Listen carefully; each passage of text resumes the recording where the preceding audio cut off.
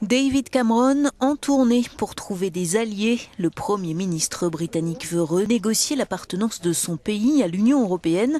Et son passage en Allemagne lui aura permis de constater que Berlin n'est plus totalement hostile à sa proposition la plus controversée, limiter les aides sociales pour les citoyens des autres pays européens.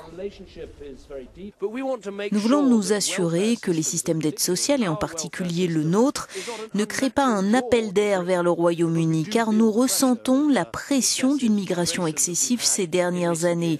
Et nous pensons que ces questions peuvent être réglées. Les discussions se passent bien. Lors de son étape hongroise, l'accueil a été plus mitigé. Si le Premier ministre Viktor Orban rejoint David Cameron sur la nécessité de changer la gouvernance économique en Europe ou de redonner plus de pouvoir aux États, il dit refuser qu'on traite les Hongrois comme des parasites. Nous voulons dire clairement que nous ne sommes pas des migrants au Royaume-Uni, mais des citoyens appartenant à l'Union européenne qui peuvent travailler dans n'importe quel pays de l'UE, a-t-il martelé.